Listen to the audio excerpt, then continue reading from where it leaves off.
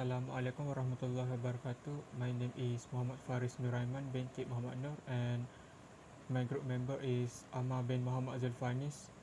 Muhammad Danial bin Sufian will present about the energy audit of Hospital Seremban, which is their function is to optimize federal government owned facility.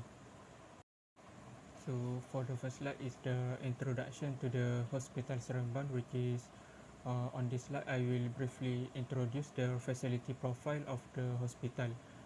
So this hospital was established in 1969, and this hospital served as a federal owned general hospital representing the state of Negeri Sembilan, and it plays a vital role in providing comprehensive healthcare service to the public. So in terms of physical structure, the hospital consists of a T-shaped 9-story tower block that accommodates inpatient service, along with a single-story podium dedicated to outpatient and diagnostic facilities. So this layout allows for efficient separation of patient care functions, and the hospital has an operational capacity of 800 beds and is supported by approximately 1,700 permanent staff. From a management perspective, the hospital is owned by the federal government, while its energy and maintenance service are managed by Tongkah Manifest Sdn Bhd. For the next slide, this slide will explain the operational and service mode of the hospital, focusing on outpatient service and utility and energy system. So first, for the outpatient department, the hospital operates 6 days per week. From Monday to Friday, service are provided at 8 a.m. until 4:50 p.m., while on Saturdays, operations run from 8 a.m. to 12:45 p.m. And Sundays are designated as public holidays. In contrast, the accident and emergency department operates continuously, providing full-time service 24 hours a day, 365 days a year, to ensure immediate medical care at all times. So next, in terms of utility and energy system, electricity is supplied by the Tenaga Nasional Berhad, or TNB, and is used for lighting, air conditioning, and other essential hospital service. Light fuel oil, or LFO, serve as the primary fuel for the 3 horizontal and smoke tube type boilers. So next is the generated steam is utilized for critical hospital operation, such as kitchen service, laundry, sterilization process, bedpan washes, and reheating coils in air handling units. Additionally, the diesel oil is used to power 2 emergency generators as well as the hospital incinerator. So in the emergency situations, the hospital is capable of supporting up to 50% of its normal power demand, ensuring continuity of critical service during power interruption.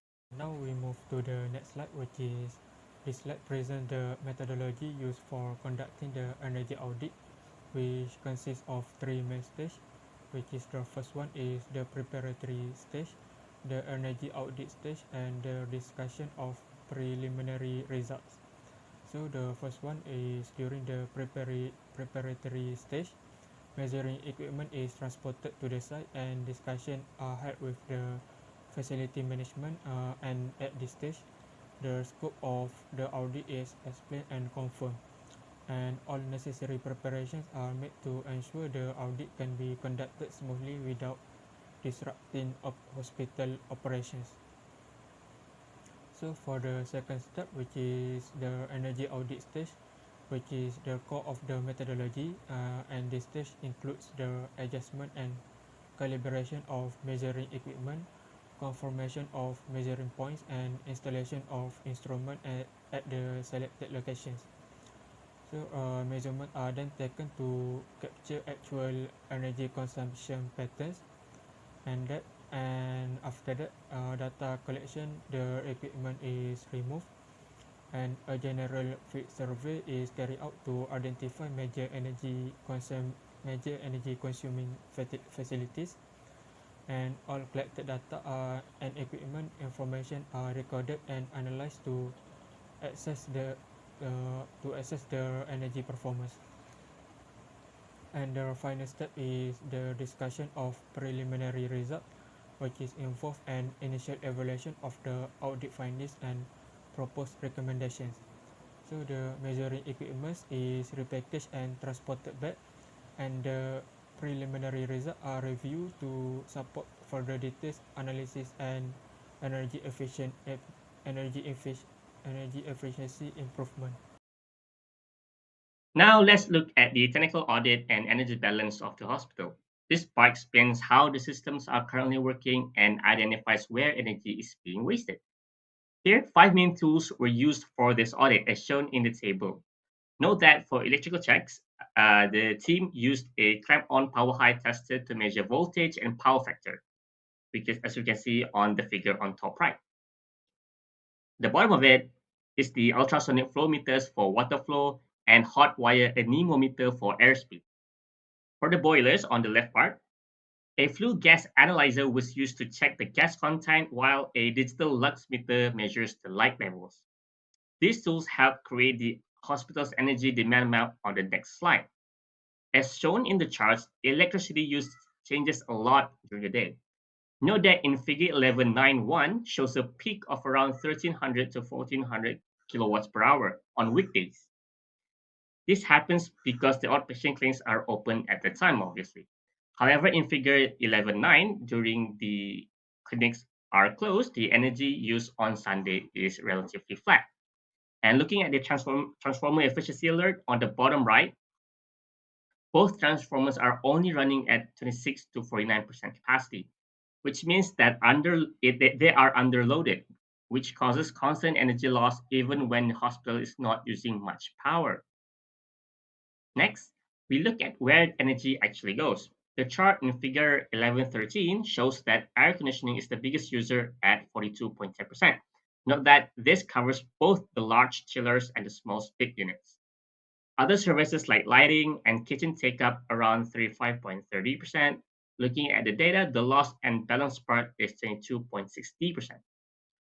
This means almost 25% or one quarter of our energy is lost in the wires and transformers, and therefore to save money, the system must be stabilized.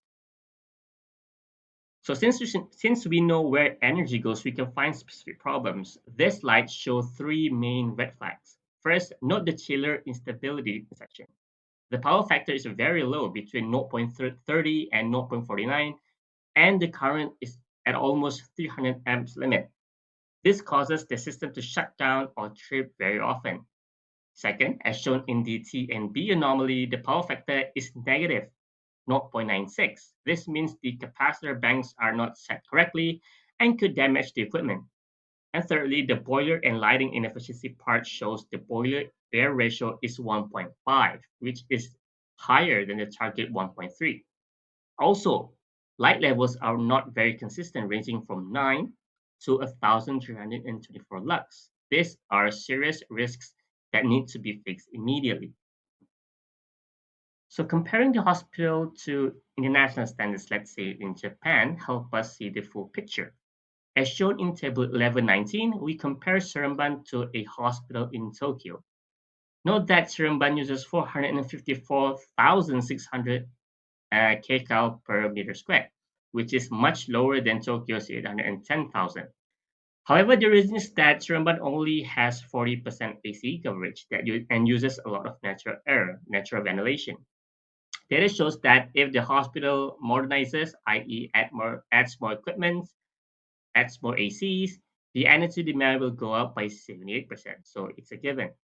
This is why it's very important to fix our efficiency problems now before the hospital expands in the near future. So, in summary, for this section, the audit shows a lot of energy losses and system problems. This must be fixed before the hospital grows and uses more power in the near future.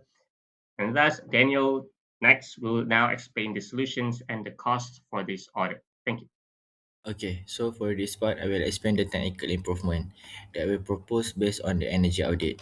Okay, so for the first is the lift system. Currently, the lift are using VVGD drive, We propose to replace them with the VVF inverter drive.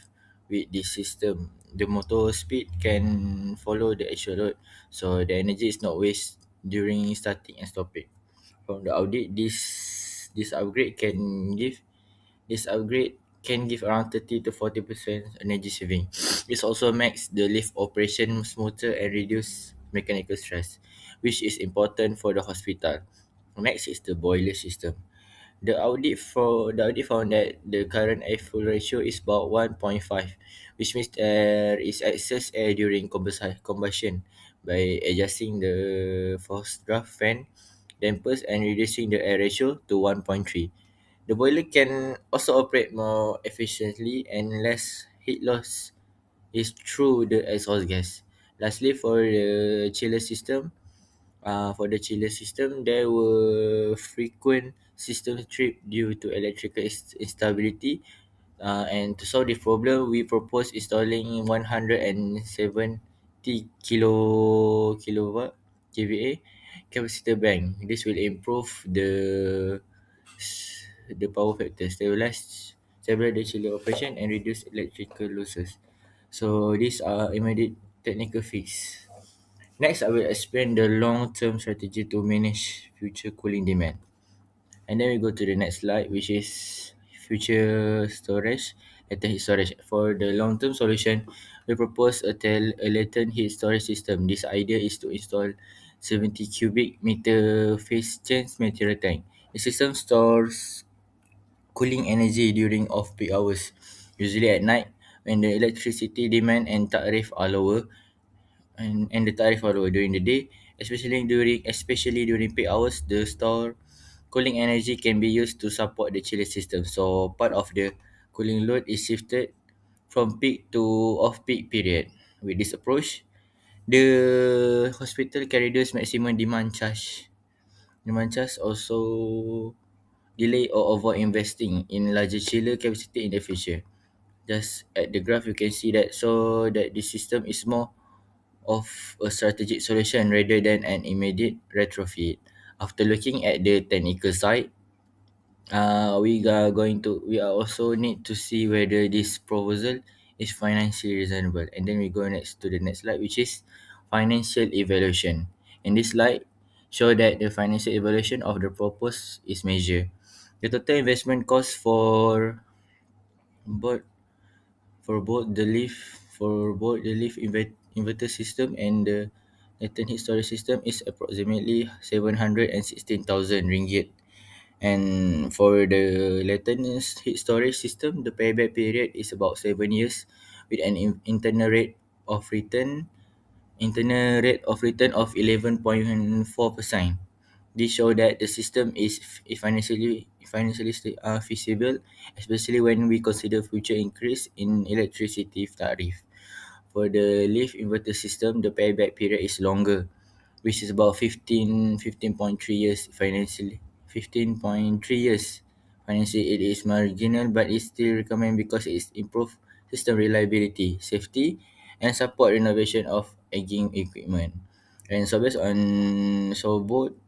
on both technical and financial result, it I will now summarize the final recommendation, and then we go to the next slide, which is we need to. And I am going to conclude that several energy efficiency measures have been identified for Hospital Seremban. In the short term, the priority is to stabilize the electrical power factor of the chiller system and optimize boiler combustion by controlling the air-fuel ratio. By that thing, for the long term, investing in a latent heat storage system is recommended to support future air conditioning expansion and reduce peak electricity demand. Overall, the results show that system level energy management solution give better long term benefit compared to the individual equipment upgrades. So that's all for me. Thank you, and I'm happy to answer any question.